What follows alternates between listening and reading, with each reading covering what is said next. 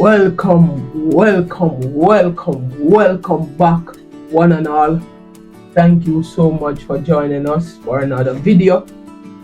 Now, in this video, we want to, just spend a few minutes to look on the ODI series that West Indies would have played against Ireland, which would have, been completed a day ago. Now, West Indies would have started that series on I think they were flat-footed, given that the last ODI they would have played would have been in December. That would have been, approximately 5 months ago. So they were, a bit lethargic in the field. We didn't bat well, we didn't bowl well. I must say though that we would have, seen some, promise in that, last 10 overs that we would have bowled in that first ODI. And we would have picked them back because, to be honest with you, at one point I believe that, Ireland would have, gotten in excess of 340, 350 runs.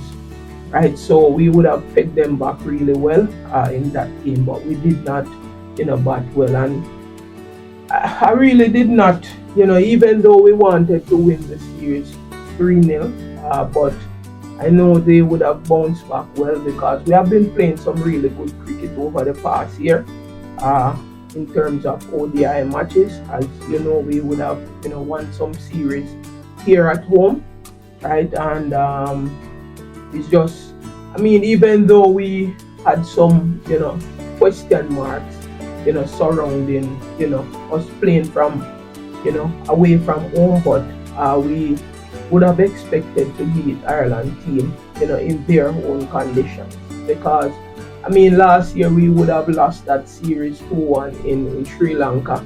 They would have, played in their conditions, really well, and they would have outplayed us in those in that series. However, playing Bangladesh and England at home, we would have, done very well. So we were confident going into this fixture against Ireland, and we would have lost the first game, and then in the second game we would have shown some character, and we would have, played a really good, innings in that second match, even though it was a no result, given that, they would have experienced inclement weather, right? So West Indies would have made a formidable 352 in their allotted 50 overs, and as you know, Casey Carty would have gotten 102 from 109 deliveries, and Matthew Ford would have, made a brilliant, blistering knock of 50 from 16 balls, and he would have matched AB de Villiers for that all-time ODI record. In the third match, we were magnificent again with the bat. We had made 385 for 7 in our allotted 50 overs, and that innings was and I must say that we would have lost an early wicket, and Casey Carty came in and he played a magnificent, that was a world-class, display of batting there from Casey Carty. And a lot of people will say it is against Ireland, and a lot of people will have their thoughts on the innings, but you can only play with what is in front of you. And Casey Carty has been in scintillating form from that. You remember that 128 that he would have made last year to close out that series. He has been showing some really good,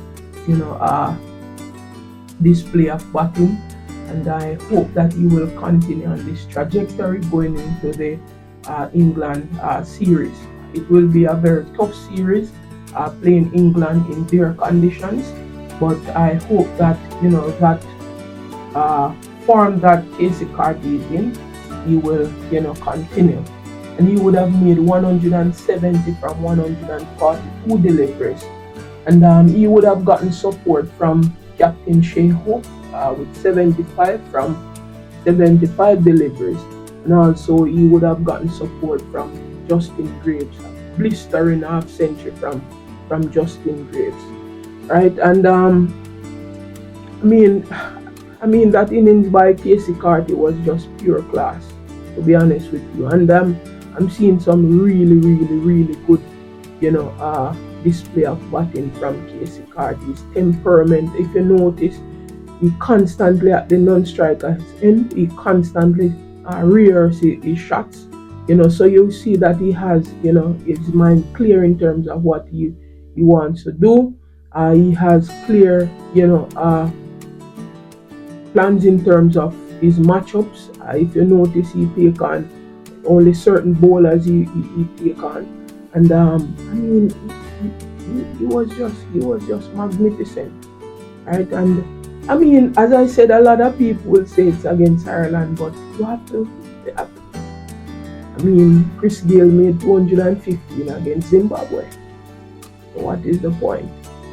And he's a world-class player. You have to play with what is in front of you. Really happy for Casey Carty, the form that he's in. And West Indies would have won that match by 197 runs via the Duckworth-Lewis method. They would have bowled out Ireland for 165, right, in 29.5 overs, with Jaden Seals grabbing 3 for 26. I really want to, say also that Jaden Seals and Matthew Ford, they were magnificent at the top. And it just shows, how having a good bowling partner, because Matthew Ford was very expensive in the first match, right? He was very, the batters could easily pick him, his slower balls or his in-swingers, right? But he was magnificent. He would have, gotten some confidence from the way that Jaden Seals was bowling, right, in that third game, and he was just hitting the deck really hard and bowling some really good deliveries. And they were Jaden Seals and Matthew Ford, they were excellent up front, and Alzari Joseph came in, Budakish Moti and Justin Graves and Ruston Chase, they came in and they just continue, the good work that, would have been set at the top. So all in all, it was a very good series. Did not, work out as the way we, wanted it, but we are still grateful for the draw. And we move over now to England, and we want to, continue that, improvement there. Still have a lot of improvements to be made in the field, and also, in our catching and all the aspect of the game, or running between the wickets. We have a lot of improvements there to be made. So in terms of the overall top run scorer in the series, Casey Carty, would have made 278 runs at an average of 92.66, right, at a strike rate of 104.51. This was a really good, series for Casey Carty. Justin Graves would have been second on the runs tallying with 129 at an average of 64.5, right, at a strike rate of 169.73. These are the numbers you want to see coming, from our players, and we want to see these numbers consistently coming out from our batters, right? Shea Hope, 126 he would have amassed in the series at an average of 42 with a strike rate of 91.97, right? And Matthew Ford would have been fifth on the table with 108 at a strike rate of 150 at an average of 36, right? In terms of our bowling, the bowling would have been a bit skewed because our bowlers did not bowl in that second match, right? And so the rounding out the top five would have been Jaden Seals with his 3 wickets in that third uh, match, and also Alzar Joseph would have gotten 3 wickets in the series as well, right? So I expect better performance from our bowlers against England, right? But overall, I think we did not do very bad in this series.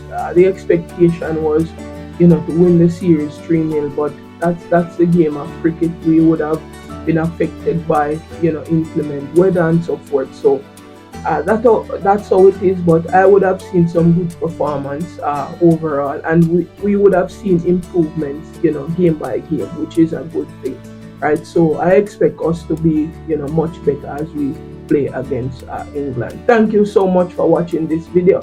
Please remember to hit that subscribe button, turn on that post notification bell so that you can be notified whenever content would have been uploaded to the channel. Please have yourself a wonderful day. God bless.